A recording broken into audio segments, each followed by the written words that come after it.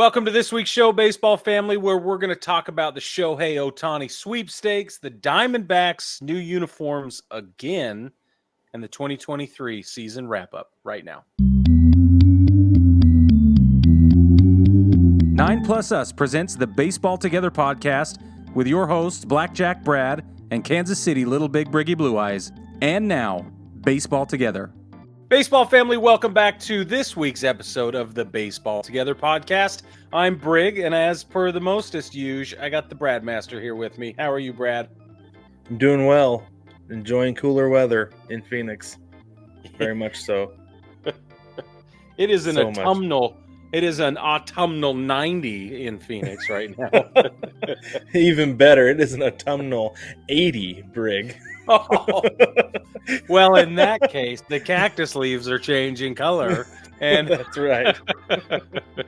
the cracks in the sand are a different shade of just ugly. All right, here we go. You're not wrong there at all. Different shade of death. Baseball family, we hope you're enjoying this and getting ready to celebrate however you celebrate this week, because a bunch of the kids aren't going to be in school, especially if you're in the United States of the Americas. But we don't care how you celebrate. We're just glad you're here with us. All right, let's talk about baseball betting, because sports betting is rapidly rising in popularity, and we want to connect you with all of the opportunities to get started or get ahead, and here's the best one. Basically, having multiple sportsbook accounts is the simplest way to maximize your profits, and there has never been a better time to sign up.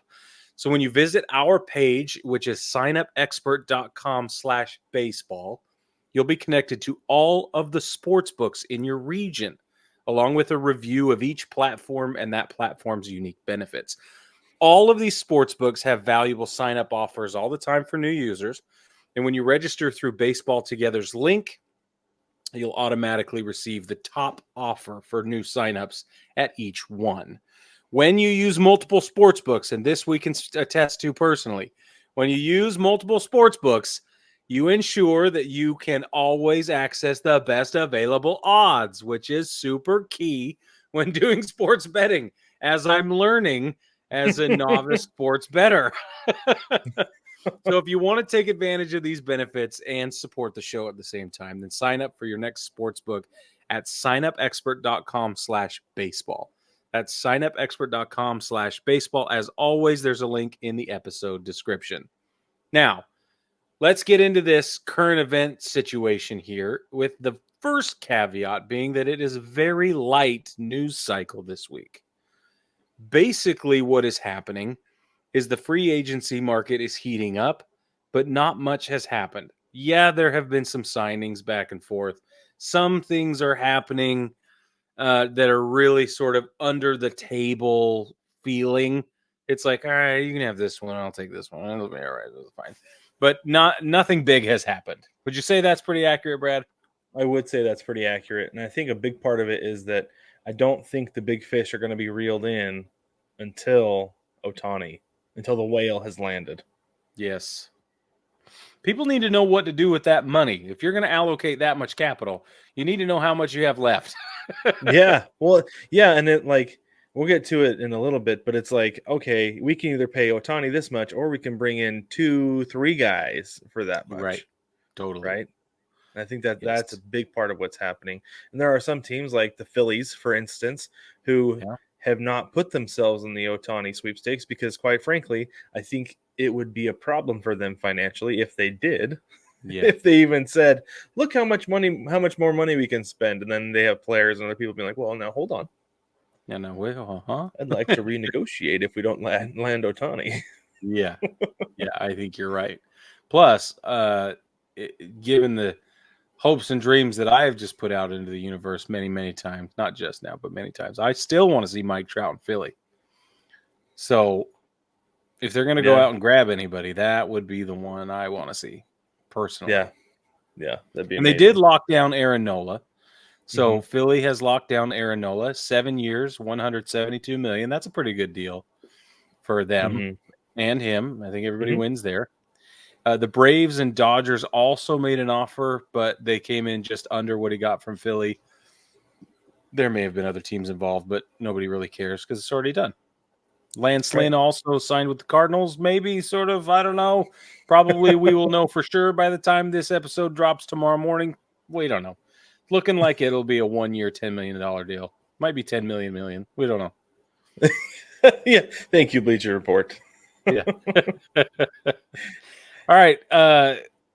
Let's talk about Shohei Ohtani because we just have to. There's a couple of things that we're going to get to after, but let's just jump into Shohei Ohtani. So, Max Scherzer, this was interesting, and we're going to talk about Mad Max more, but Max Scherzer has been working to recruit Shohei Ohtani. This has kind of gone out widely. I think most people are aware of this, but the quote I thought was fascinating.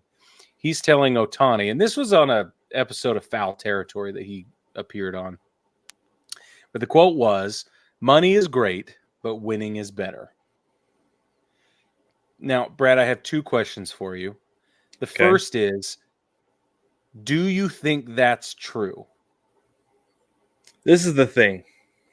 This is the thing about that, is that these guys make so much money that winning is better, right? Yeah. Like, I think it was Jose Ramirez a few years ago said, how much different is my life going to be if I make $5 million more dollars, right? Yeah, that's right. And Shohei Ohtani is going to make so much money over the course of his career that it's not going to matter if he goes to a team that pays him a little less, if he has World Series, plural, to go to his name and his legacy.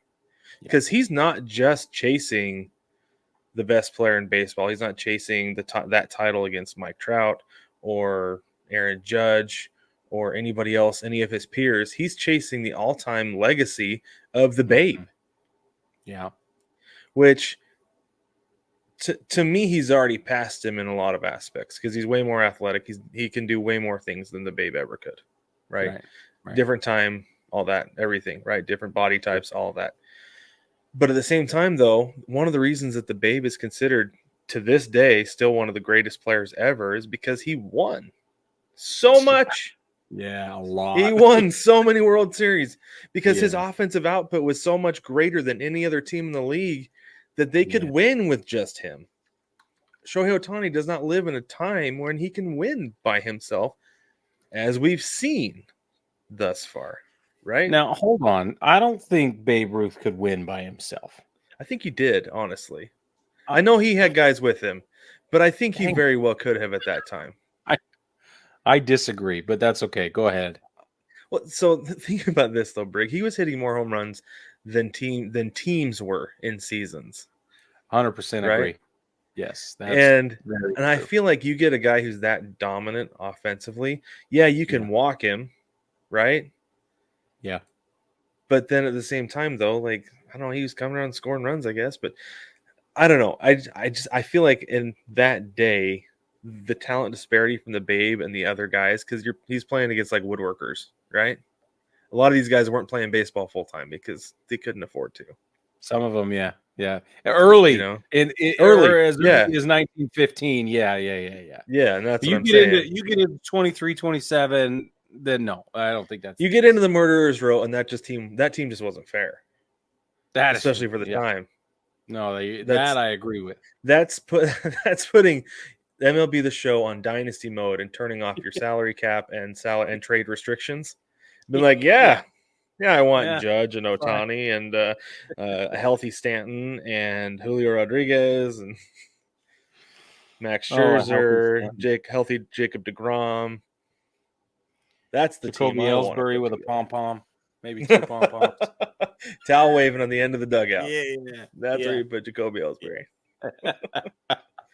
But that's what the Murderers Row team was, though, right? Yeah. That was a cheat code for sure. For the time. Yeah, for sure. But I feel like when it comes down to it in the end, I think that a lot of people are still going to compare Ohtani, his rings, to the Babe's rings, because that's the only comparison you can really make in the end, other than the fact that they did similar things and that the Babe also started out pitching. Correct. Right? Yeah, he sure did. So, anyway, I think it comes down to he's going to try to find somewhere where he can win. Because I think he's sick and tired of losing in Anaheim. No doubt. I think that's what a lot of this comes down to. You answered both of my questions. My first was, is this true? My second was, how true is this for Ohtani? So thank you for that. All right. Let's talk potential landing zones landing spots for Shohei Ohtani. I've got some data here, and we're going to go over it, but I just took a sample from around the horn. But I do want to know what you think on your own, and I want to know what you think of this list. Would you like to give me one versus the other sooner rather than later? Do you want to tell me your opinions before you see the data? Well, first, I want to know what kind of data this is. Is this like Bleacher Report being like, this is where we think he's going to go, or the Bleacher Report, like baseball journalist team, has called around the league to executives and said, what are you hearing? Where do you think Ohtani's going to go? Well, he's certainly not going back to Anaheim, but the Dodgers are heavy favorites. Yeah, that's what we've been here for a while. Is there anything behind that? A lot of speculation, right? Like, where's this information coming from? Who's coming up with this list? That's what I'm really curious about. Well, and there's no way to know. So thank you for taking a shot at that. No. I have 3 journalist teams, and I have brought together their 10 potential trade or landing spots for Shohei Ohtani, and the disparity between them is actually really interesting. So we're going to go through this in an interesting way, and I'm going to go down the line: number 10 across all 3, number 9 across all 3, number 8 across all 3. Okay. According to Bleacher Report, the number 10 spot is Anaheim to stay with the Angels. CBS Sports doesn't list the Angels anywhere on their list. Their number 10 is Houston. And the DraftKings have the Braves, which don't feature on Bleacher Report's list, but do on the CBS Sports list. Right off the bat, I want to know, how do you feel about that number 10 slot? I think Bleacher Report is probably spot on that if there are going to be 10 teams in the running, Anaheim is going to be number 10. You think so? Yeah.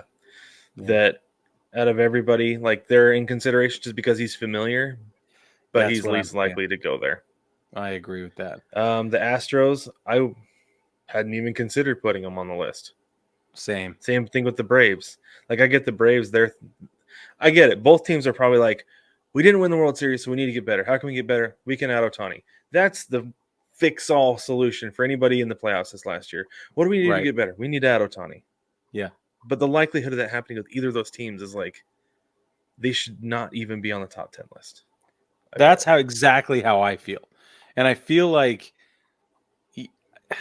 how do I say this? This anything from like number 7 down, you have to make an offer because you have to make an offer, right? Yeah. You have to appease the fan base. You have to appease the ownership group. You have to appease the history books. You have to be able to turn to yourself in however many years and say, hey, we tried, well, not even make an offer. You've got to make a competitive offer. Right. That's why I think the Angels end up on a list like this: Houston, Atlanta. That's it, though. I don't think they belong anywhere on this list. Okay, we're going to jump up now because we're going to go all the way to the front of the list. I'm going to just trash the idea I had earlier. The front of the list is number 1, Bleacher Report says LA, the Dodgers. Okay.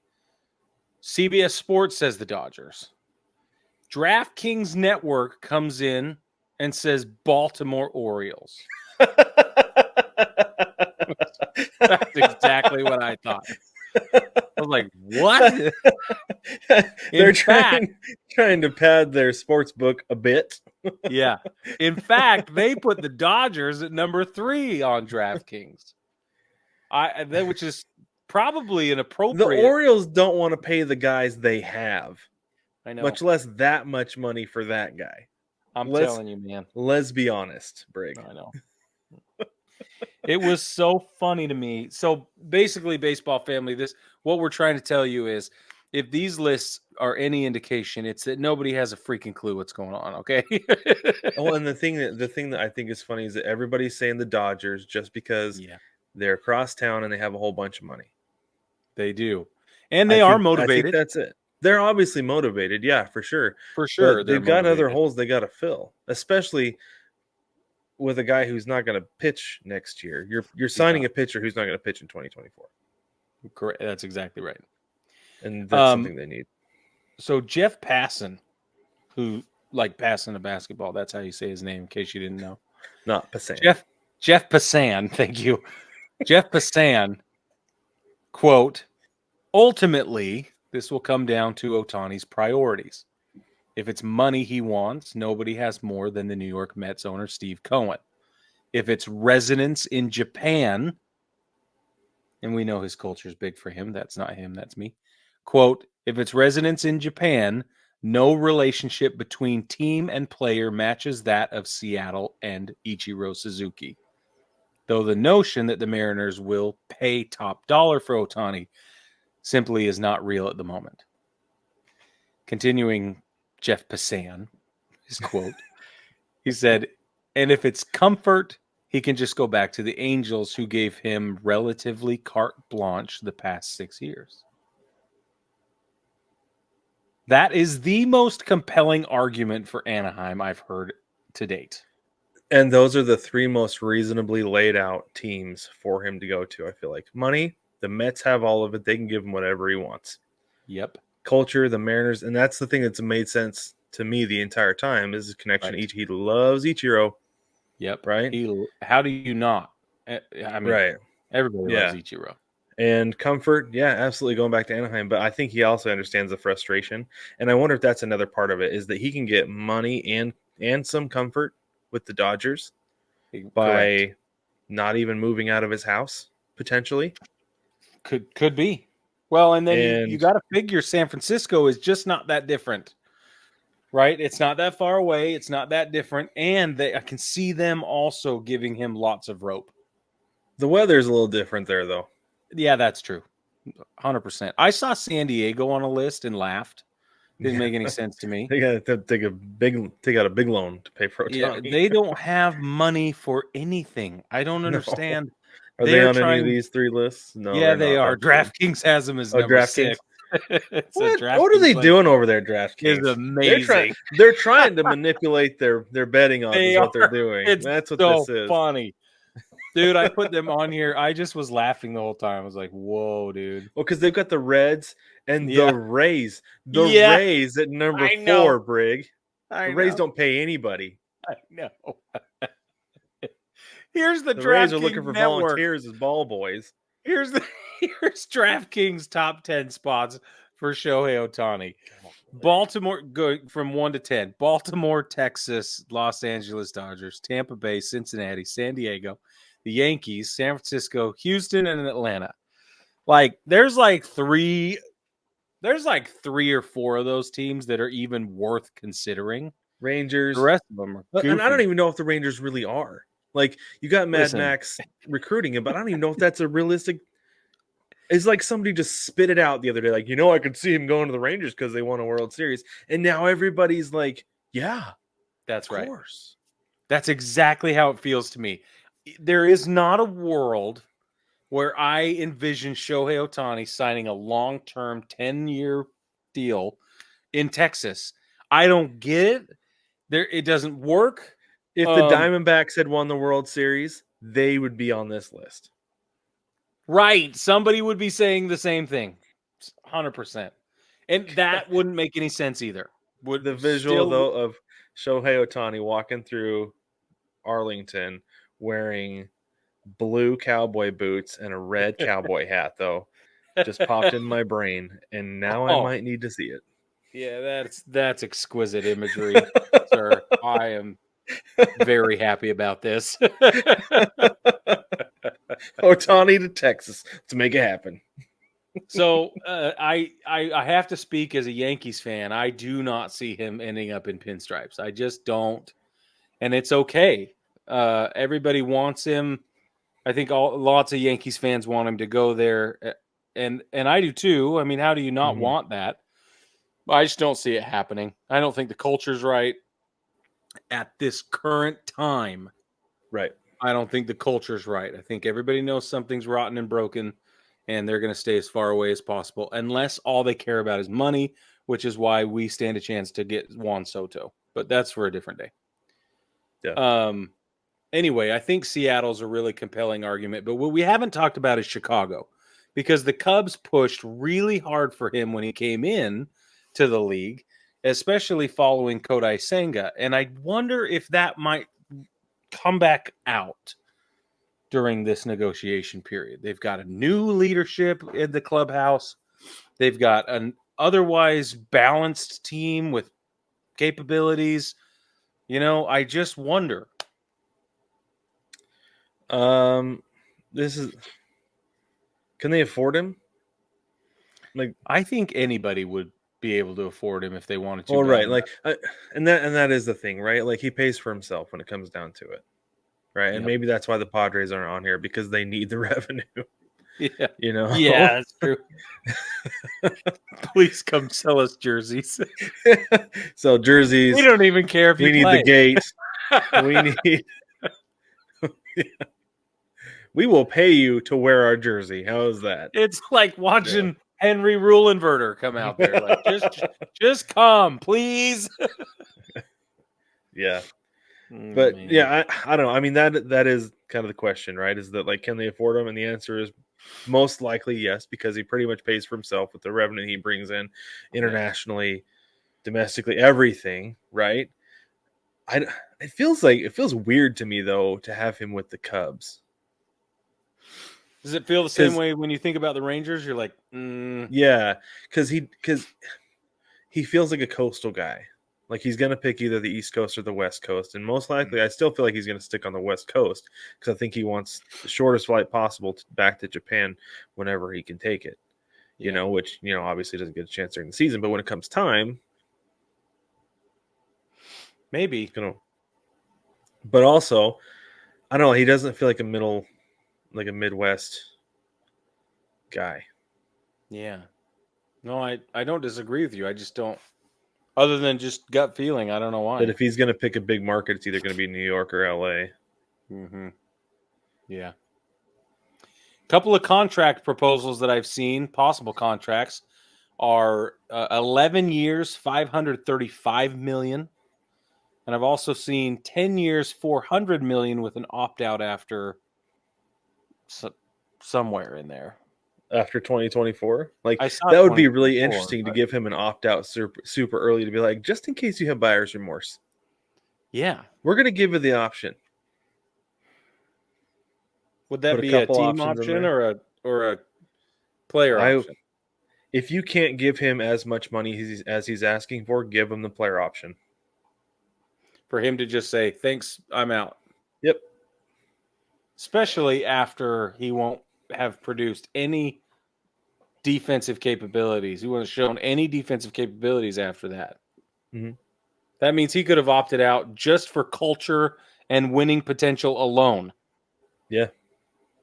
Wow. That is. If he went somewhere, is like, you know what, this doesn't feel quite right after a year. Wow. That would be a monumental contract. And then you know what, though, Brig? What? At that point, you know what? The team can be like, we gave it a shot. That's right. It was on him. He can be public enemy wherever it was, and the front office is off the hook. Ooh, I like that. Okay, but if Shohei Ohtani decides to bail from your franchise, let's say he goes to Seattle and he gets a 2024 opt-out and he was like, hey, it just wasn't right or whatever. Yeah. You're telling me that Seattle fans wouldn't be livid? Like, what's wrong with the culture? Right. That's the other thing too, right? Like, what did the front office do to him? What did they say to him? Yeah. Right. But I think that would be the front office can, sword. as far as that goes, almost feel like they can wipe their hands of it. But yeah, I could see that being the fans thing, and then maybe they boo him when he comes back. I don't know. Yeah. Oh, it's going to get dicey. Okay, let's move on. But let's stay with Japanese players. Because Yoshinobu Yamamoto, in case you don't know, is an absolutely incredible pitcher coming out of Japan. And he posted for free agency today. He is now open for negotiations for what I think is a 45-day period, if I'm not mistaken. Yeah. 45 days to negotiate a contract. His Japanese records stand at 16-6. This is for 2023 alone. Thank you for that. That is a great caveat. 2023, 16 wins, 6 losses. A 1.21 ERA. Let me say that again. A 1.21 ERA across 23 games, 2 of which were complete games. One of them was a shutout. He gave up 22 earned runs all season long. He gave up only 2 home runs all season long. He walked 28 batters. He recorded 169 strikeouts over 164 innings pitched. I don't understand, but it gets better or worse or whatever, because he's also posted a 0.884 whip. It's a sub 1 whip. It's not even a sub 1. It's a sub 0.9 whip. Brad, what do you do if you're the world and you realize that, yeah, the balls are a little different, but this dude is about to show up on your doorstep? You say, we got offense, we need pitching. Get on the phone. Yeah. Get there in person. Do what you need to do to get him here, because he's got to be our guy. Brian Cashman was in person a few months ago to watch him pitch, and he tossed a perfect game or something like that. It was crazy. Yeah, it wasn't a perfect game that day. I think it was a no-no or close to it or something. Yeah, it was a no-no. Yeah. I think, but yeah, and there were a bunch of teams there. We did a report on that, but this dude is going to make a splash as well. Will not be nearly as big as Ohtani's, but it's going to be a big deal. He might be a better pitcher than Ohtani, though. To be honest with you, the problem is you're almost guaranteed that he's going to need Tommy John in like a year. Yeah. So that's a problem. Yeah. But if you budget for that and you plan your roster accordingly, then it's kind of like, okay, here we go. Deal. But one of the things I did see about him, I think he really wants a big market. Wants to go somewhere big. Like, that's awesome. Which means I think the Mets and the Yankees have a really good shot at him. Yeah, I think you're right. It feels good for him to end up there. Like, it feels like it makes sense. Feels like it makes sense. Yeah, that's what I mean. Okay. Yep. Back to Max Scherzer. And then we're going to take. Oh no, we got more. Okay, let's move fast through Max Scherzer. Max Scherzer is claiming that the pitch clock is causing more severe injuries. Not just more injuries, but more severe injuries. Both more and more severe. In fact, on an episode of Foul Territory, the same one we referenced earlier, he discussed that pitchers lost time due to injury this season alone was up 6.1% higher than it was last season. So that sounds like a stat that a Boris client would throw out there. I was just gonna say that's exactly. I was like, it is up 6%. Okay, it gets better because he went to or cited. I don't know what the relationship is, but he cited 2 of the most widely acclaimed physicians in this space and got their opinions on this, and they agree. So Dr. Meister, quote, saw that the elbow injuries this year were just way more severe. If you look at all the data that came across the game, that the pitcher injuries, arm injuries, they're on the high end, but the severity of the injuries are much more problematic. That's what Max Scherzer said. Dr. Meister doctor said that. Quoting Dr. Meister. Yeah. Anyway. So I think this makes sense. You brought this up, and I thought for just a minute, I was like, okay. And there were guys saying this year that like they were blaming the injuries on the pitch clock. For sure. It's like, no. But then, like, as I took actually the time to think about it and think about the things I have learned my years in school. Yes, many. It's really interesting because in high exertion situations, it takes 3 minutes for your ATP to fully replenish. ATP is like the energy packet, the packets that give you energy, right? The particles. I'm sorry, Brad. You're doing it in the wrong voice. The ATP is what gives your body energy to function. Take 3 minutes for it to fully replenish after high exertion activities. Okay. This is a real thing. This is a real thing. I'll pay attention now. So, but yeah, I'm with you. So I was thinking about this. Like, if you're making pitchers pitch every, what is it? It's like 15 seconds for the pitch clock, and then 24 runners on base. Mm-hmm. 18. Yeah. It could be 18 this year. But they're going high exertion situation over and over and over again, not allowing their body to fully regenerate. You think about a long at bat. Right. 8, 10 pitches. Yeah. Yeah. Going over, not giving your body a chance to fully regenerate the energy that it needs to perform that task at the highest level. And you're continuing to push your body to perform that task at the highest level. And then what happens when you get tired? Your mechanics start to suffer. For sure. And then you correct. And that's how injuries happen. So it makes sense to me now. Like I said, just thinking about it for like a minute, like, yeah, actually.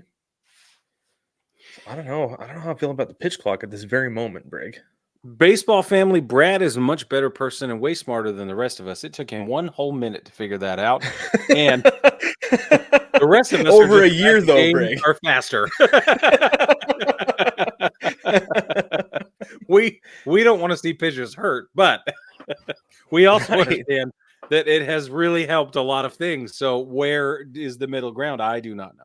Right, and that's the thing, like, do you maybe lengthen the pitch clock instead of shortening it, by the way? Yeah.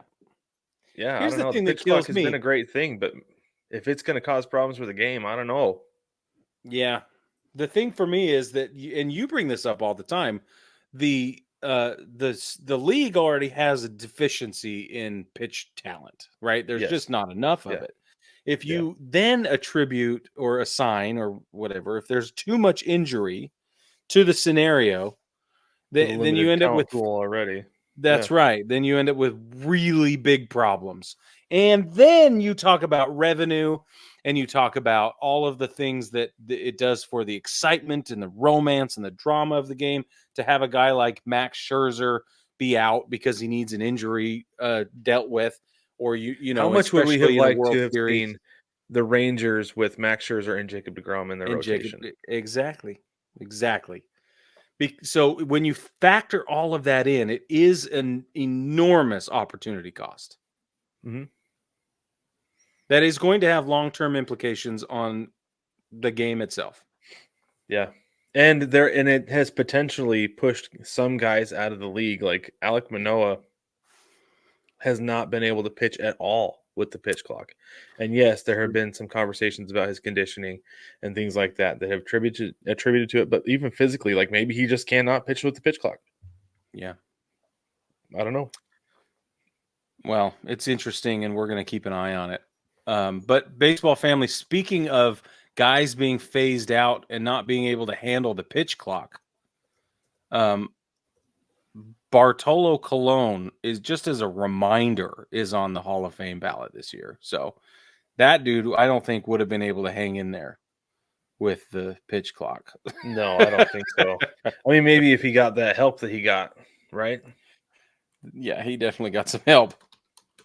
I don't know. We'll see. But just so you know, the Hall of Fame ballot does include a few new names, and those names are interesting. Have we talked about this before, Brad? I think we talked about it a little bit when it first came out, but yeah, that's it. Okay, well, let's just go through it again just in case. And for those of you who are listening, or new to the show, this is what's going on. Adrian Beltre, Joe Mauer, Chase Utley, David Wright, Big Sexy, Bartolo Colon, Matt Holliday, Jose Bautista, Adrian Gonzalez, Jose Ramirez, Victor Martinez, James Shields, and Brandon Phillips are all newcomers on this year's Hall of Fame ballot. Go, Brad. And maybe Matt Holliday will touch home plate on his way to the Hall of Fame ceremony. I knew you were. I was so excited. I was like, I saw you lean forward. You were. It's like an there it is. He's lobbing it up for me. Got to knock it out of the park. I'm like, oh, man. I just threw him an eephus pitch. I can't believe he hit it. Crushed it. He crushed it. Oh, my word. That is Brad's favorite joke in the history of jokes. Brig, I will never, ever, ever forget that. Like they should have a home plate. If he gets voted in, they should have a home plate sitting up there on the stage and make him touch it with his hand before he comes up and gives his speech. I would 100,000% make that happen. A gold-plated home plate, just like a one that matches the plaque, right? Yeah. Yeah. Put it on the ground and say, touch that before you give your speech, please, sir. And I bet you, Brig, enough time has passed that he'd be like, yeah, I didn't touch home plate. Yeah, I'll bet you're right. I'm sure he would admit. Especially if it was somebody like, Joe Torre, who would be able to laugh about it with him, or something like Griffey, who's in, in the club now and whatever. That would be really fun. I would dig that. Okay. Last thing before we take a break, the Diamondbacks revamped their uniforms again.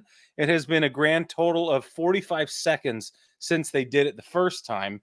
Right. If you'll remember, the Diamondbacks it was a relatively subtle change, but they removed all of that sort of gradient, pixelated snakeskin looking thing from the shoulders of their uniforms, which I thought were pretty slick, but apparently not so. It's funny though, because you see those around town now though, and like they don't look nearly as clean as what they do now. Like especially with the red or the black. Yeah. It already feels outdated just seeing that stuff around town. Cool. That's cool. So, I'm glad. But here's it did have a very early 2000s feel to it. Yes, it did. Here's the new stuff. So they went with the big A, right, on the left breast of the jersey for their home white, which looks a little cream to me. It right? Looks off-white, yeah. I like it. Very fitting for the desert because nothing stays white in the desert. And then you've got their black alternate. It has the same A, and this is the thing that they've done. This is the big thing they've done with these is everything is outlined in turquoise now. They've gotten rid of the Vegas gold. It's all outlined in turquoise, and I don't like it against the red because it clashes. It's terrible. It's not good. Like if they kept the Vegas gold and did all this stuff, I would be all for all of it. But I don't like the turquoise with the red. But they've got their red alternate. It says D-backs across the front, black writing, again, outlined in turquoise. And then the gray is their Arizona font with like the fangs on the ends of the A. Love that. I always loved that. So cool. And that's in red. That's actually, it looks like it's outlined in black. And that's on their grays. But they have... No, it's turquoise. Is it turquoise? Oh, okay. Yeah. So, but they have variations of their hats. Let's talk about the hats for just a minute. Oh, please. Okay. So first off, they have the A, right? The red A with the turquoise outline. They have it on all black cap.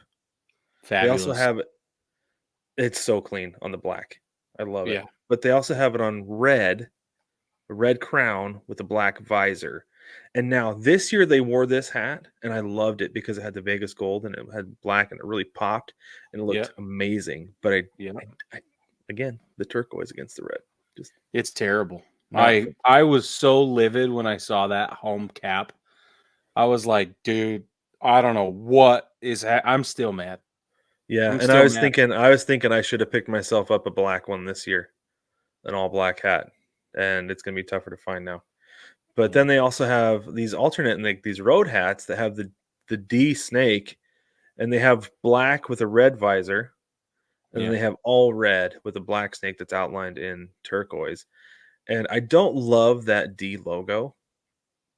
Like I'm all about like the snake head and the A, but it looks like they're pretty much going away from the snake head, except for there's like a tertiary logo now because it's on the jersey, it's on the sleeve, but they're not doing hats anymore, which bums me out. But this is what I thought was really cool, Brig.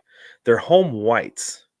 They're given two variations with the hat there. They'll go with the red crown and the black visor, but they'll also go with the all black.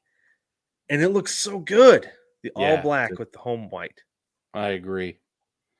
I don't know who approved the red cap with the black visor and the turquoise against it, but they need to get fired. I'm so fired up about this. I'm so angry. So the other thing too is last one. So real quick, so like I agree with you and this is a big thing. Like they have two different colors of snake D's because the one on the black crown is like that old school gold or whatever it is that I have. They should have done like black, like inverted the colors. on the red crown, and not just had a red A against a red crown, because it's all the same color. All you're seeing is black and a little bit of turquoise. Yep. So the home whites are really fascinating to me because vintage is in all around Major League Baseball right now. Mm-hmm. And it's great. And I think the best of them are the Twins. Honestly, the Twins, their home alternates are with what says Twin Cities in script. I remember when those came out, we were both kind of like, "Oh, it just seems so plain." But looking at them on the field, man, I know they're good. So this kind of leans that way for me. Keeps all the roots nice. I love the Sedona red. I've always loved it. I love the turquoise if it's used appropriately. And here on the jersey, it is. It's fabulous, and it's a nod to the culture and all that stuff. I think it's great. And I love that it's cream or off white or whatever the color it is. So then they've got the red alternate, and they're going with either the all red hat with the black snake and the turquoise outline, or the black crown with the red visor. And I don't hate these jerseys. I like the jerseys, but that red cap is terrible. It is, and the D logo period, I feel like, is just it's awkwardly shaped. It is, and I wore that logo in Little League 100 million years ago when it was black and rose gold, kind of that really rich gold. And there was turquoise and purple and all the things that I think that's what that is, the rose gold on that black crown. Yeah, I think you're right. Anyway, I don't know, man. I think if you were gonna go retro. Like, where's bring the purple? If you're gonna have this much turquoise, bring the purple. Where's the purple with the pinstripes, man? I'm still mad. I'm still like, if you do a whole rollout and you don't bring back an alternate that's one of your home, I want vests with purple sleeves, pinstripes, and turquoise, man. I'm so angry.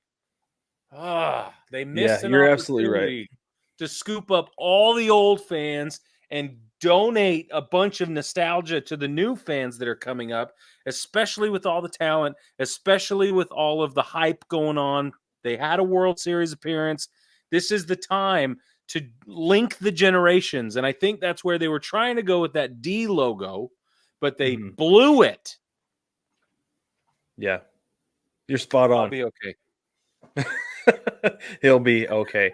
But no, I think you're right. They missed an opportunity with the purple. They needed to bring it out and put it there somewhere, but they didn't. Too much turquoise, not enough purple. Correct.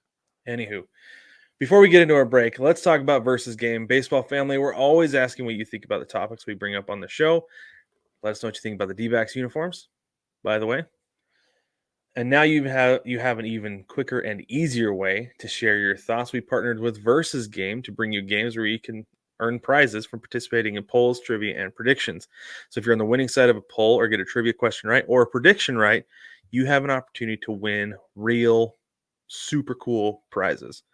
So you can play for free and have an opportunity to win prizes every single week. Head to btpod.onversus.com on your mobile browser and sign up and play our polls and trivia games. Again, that's btpod.onversus.com to sign up and play Versus Game with us. We're going to take a quick break. When we get back, we will be wrapping up the 2023 MLB season.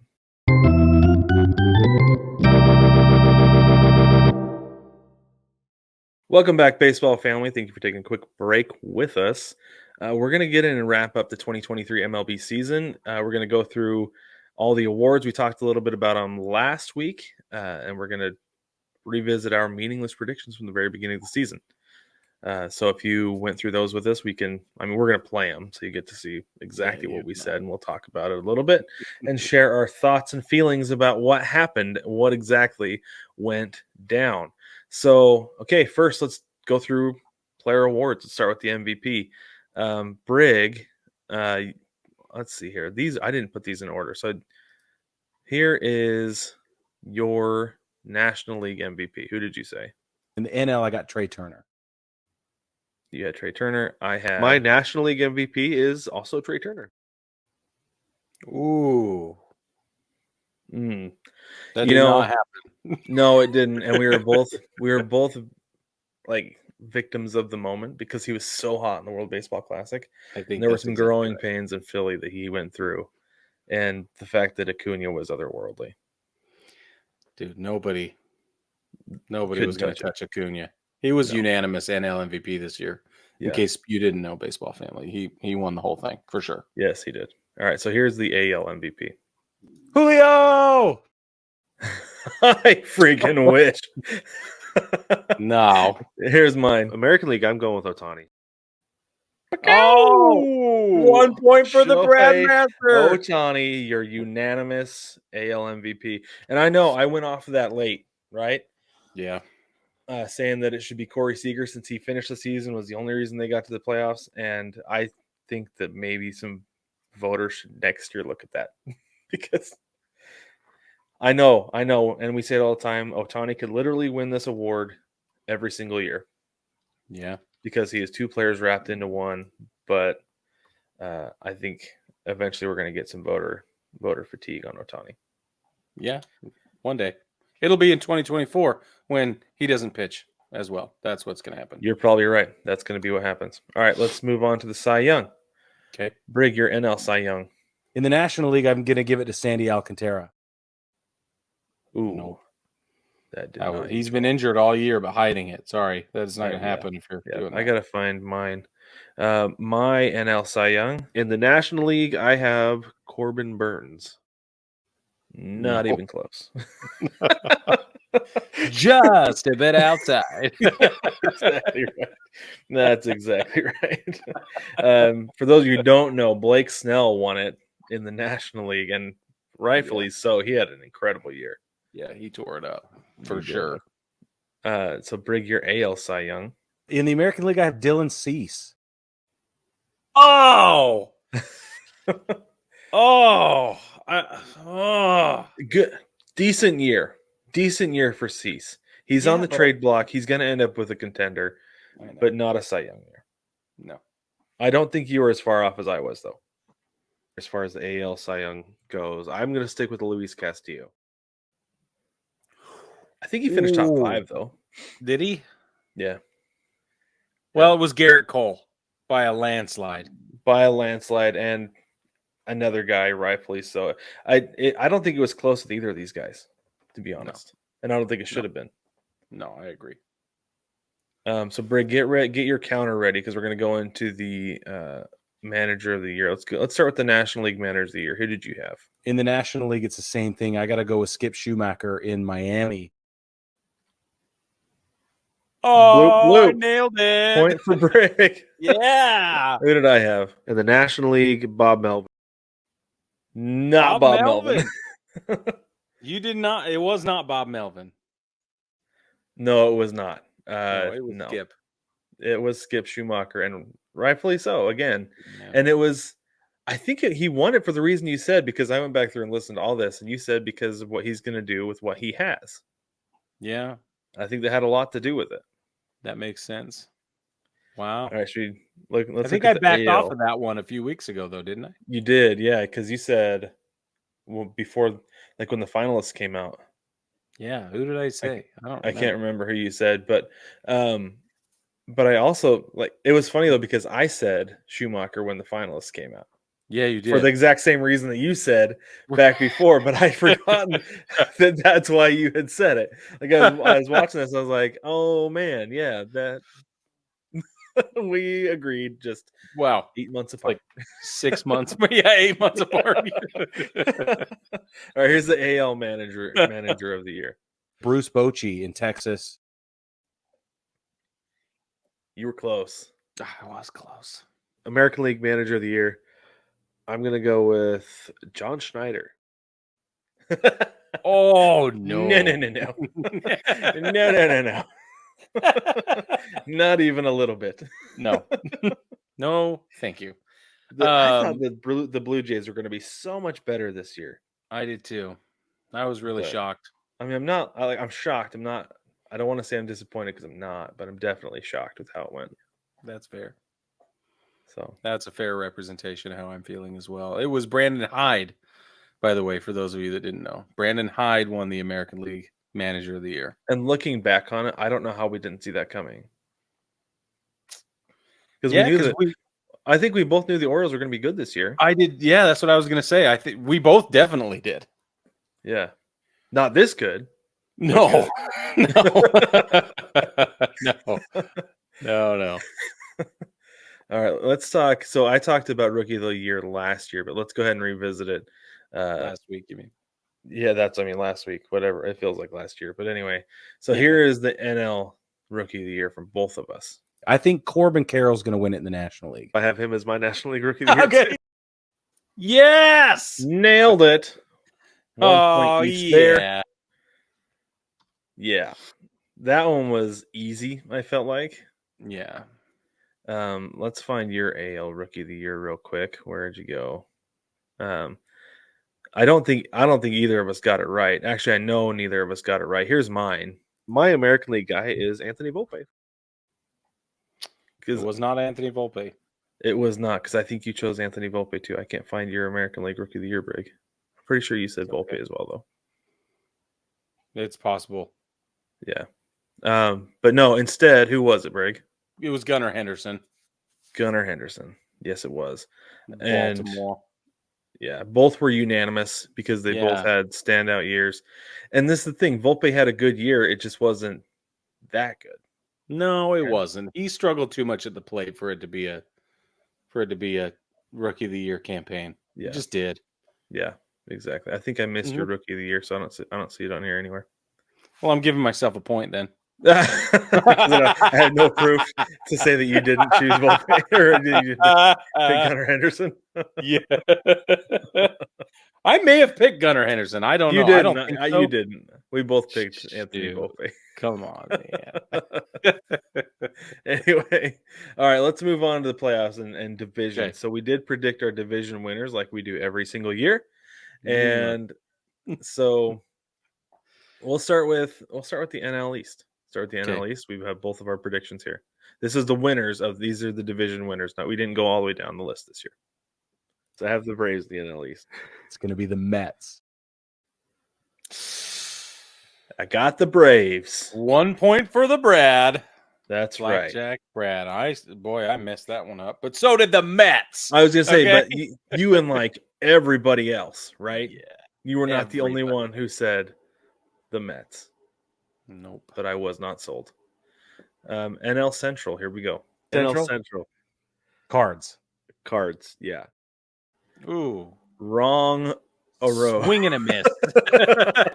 We were not even close. we were so off. Bob Gibson might as well have hit us in the face with a fastball. That's how far off we were. Yeah. Not yet. And only because we couldn't see, and neither could he. And that's fine. Yeah, exactly.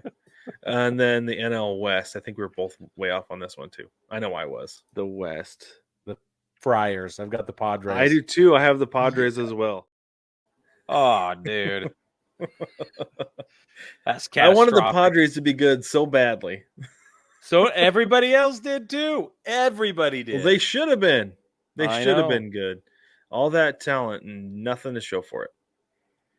Okay, here's my AL East.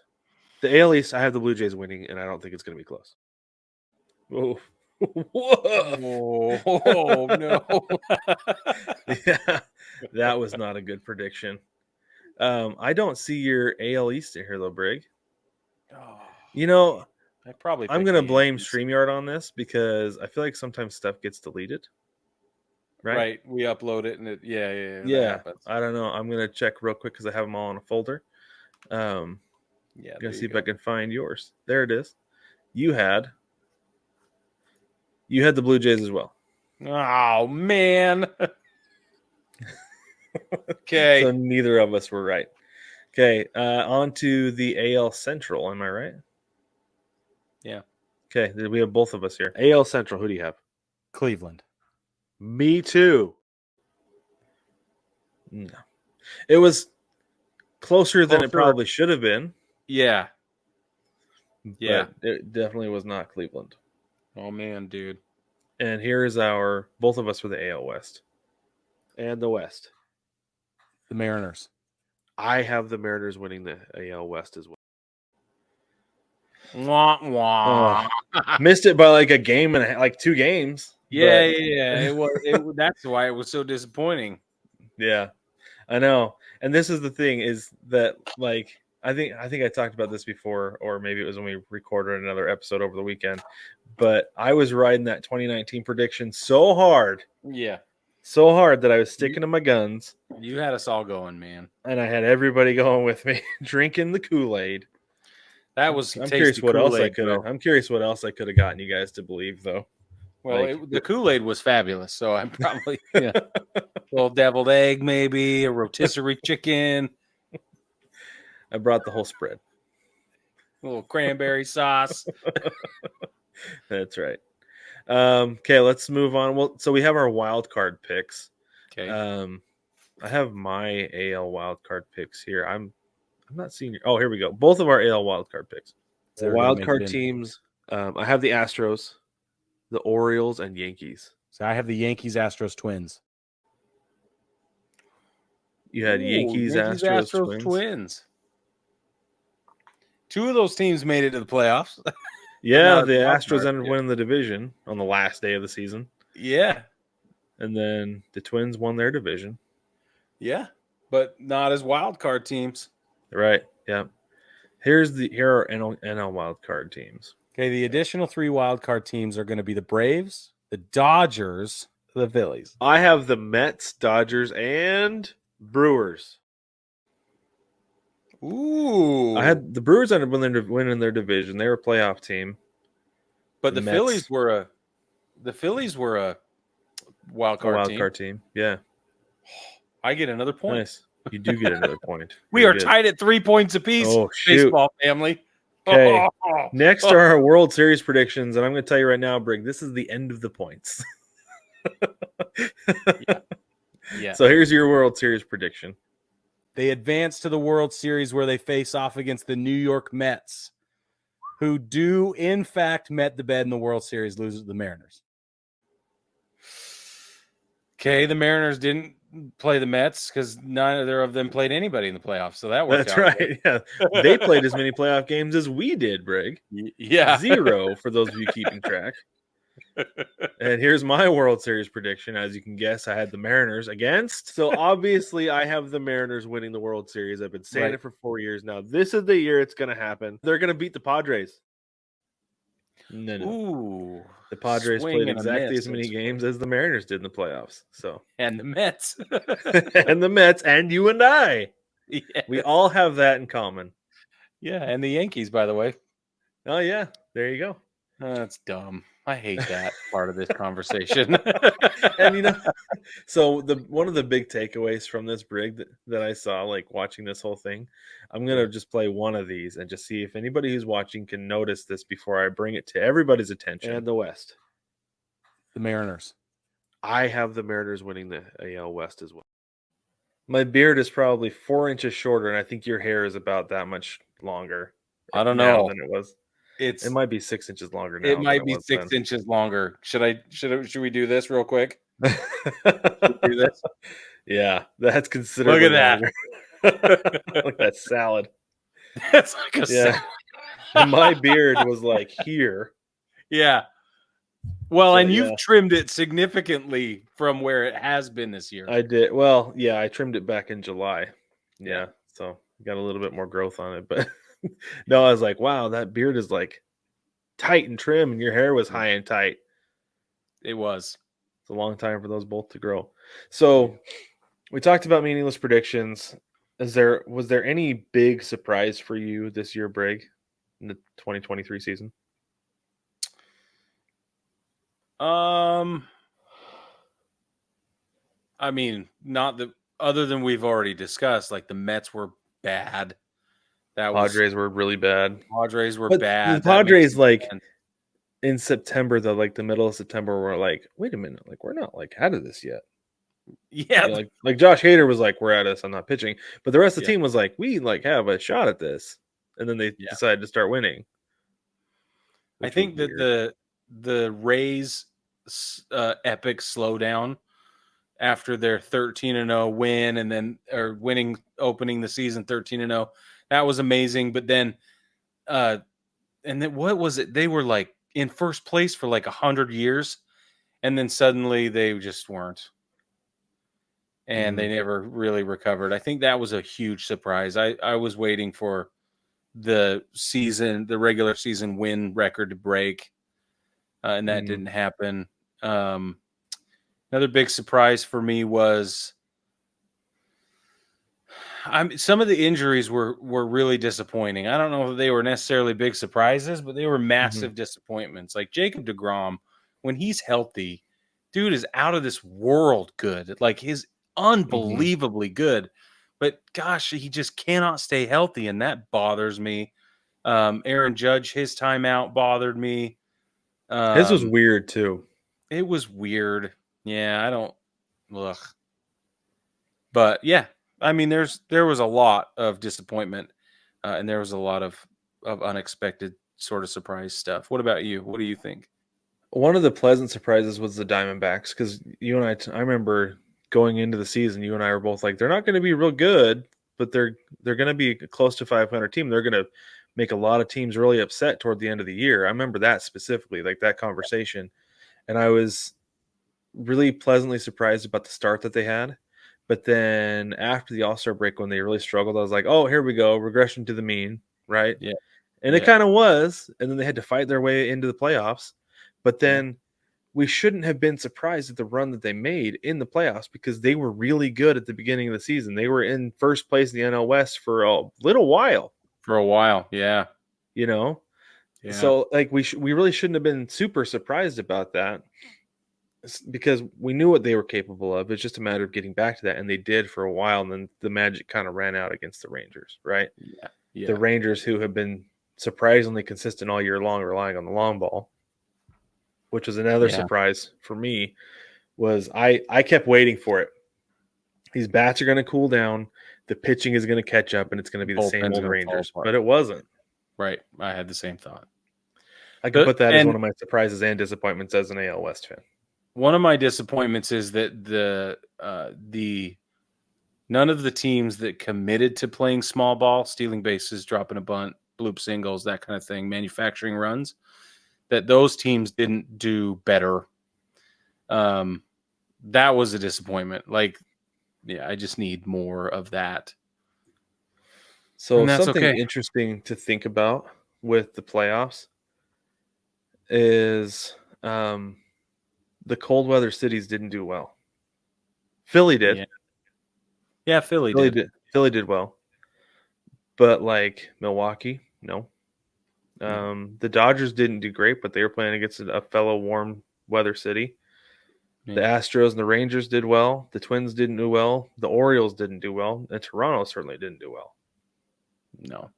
Interesting. Right? And so it is really interesting to look at the weather in these cities and think about, like, okay, going into October, it cools down significantly. It's almost overnight. Like here in Phoenix, they say, you just got to get to Halloween. And it's like 95 degrees after the sun goes down while you're trick-or-treating on Halloween, and then the next day it's 75 degrees.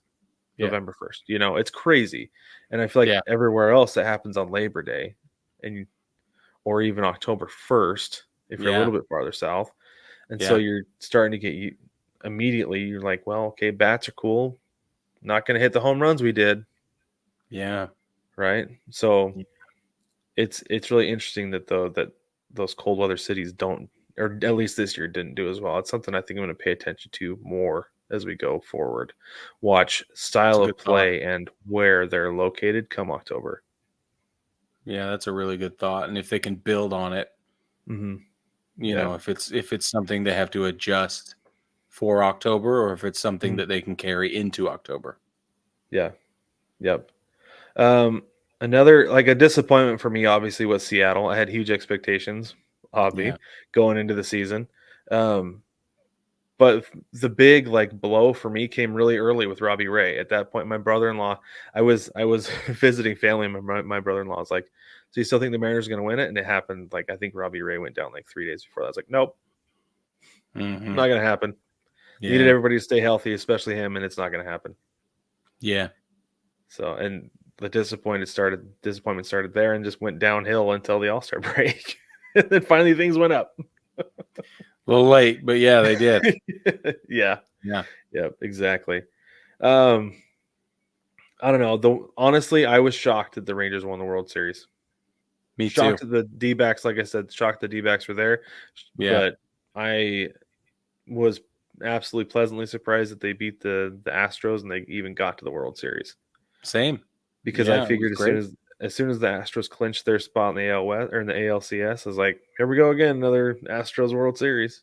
That's what I thought. That's what I thought too. Yeah. On a not necessarily Major League Baseball related topic, but still a baseball topic, a tremendous thing that happened this year was the success of the Savannah Bananas. Just when you thought it couldn't get any better, it did. And just when you thought they couldn't get any bigger, they did. Just when you thought they wouldn't be able to announce anything cooler or more exciting or more revolutionary, they did. And it is so much fun to watch. I see Savannah Bananas t-shirts and jerseys and hats seemingly every time I leave the house. Oh, I'm sure where you are, yeah. Yeah, certainly, or especially when it's a baseball-related activity of any kind. You go down to Truist Park, especially in Atlanta, and you have a lot of Savannah Bananas gear there as well. It is really fun. And now they've announced their world tour is now expanded to like way more cities with much bigger audiences. And they're playing in big league parks in some of those places. They've got 3 teams now. They've got the firefighters instead of just the bananas and the party animals. Yeah. It's unreal the growth that we've seen with them over even just like the last year. It's insane. That's what I mean. It's been like 1 year of explosive popularity and growth, and it's so cool. Love it. It is super cool. Yeah, that's been a lot of fun to watch, and I think it's going to be a lot of fun to continue to watch, just because Jesse's a brilliant entertainer and and a brilliant mind for just putting together an amazing show. So it's going to be interesting to watch. Yeah, he's killing it. Man. Happy for them. Yep. Well, that's really the 2023 season in a nutshell, right there. If there's anything you feel like we missed, let us know in the comments. Anything that you were super surprised by, disappointed by. Brig, I was, like I said, the Rangers, you were calling it going into the season. I know you were saying next year, but you're saying something's going on down in Arlington. I did, yeah. I didn't want to buy into it, but I really should have. Because you saw what I didn't want to see. Yeah. Well, yeah, I'm feeling a little bit smug, but I kind of cooled off on him, just to be honest. We all did, especially when DeGrom went down, but then things turned themselves around. Anyway, what I would been wanting to say is, baseball family, stick with us, because this is not our full recap of the 2023 season. We do have our best and worst moments of 2023 coming out in a future episode, and it's not going to take very long till we drop that one. So stay tuned for that, because that is, I feel like that was a fun list for me to compile, and it gave me a sort of a more broad view of specific moments throughout the season that I thought were great and not so great. Yeah, for sure. So drop some of your surprises, disappointments, some of the predictions that you had or didn't have. I don't know. You don't even need receipts. Just let us know. Just drop it in the comment. Let us know what you thought was going to happen. And if you called the World Series champion in February, let us know, because that's awesome and exciting. But baseball family, don't forget to like, subscribe, rate, and review. Subscribe down here on YouTube. If that's where you're watching, hit the button down there as it sparkles and lights up as I say subscribe. And hit the like button as well, as that sparkles as I say that. But baseball family, again, thank you so much for joining us, and we will catch you next week.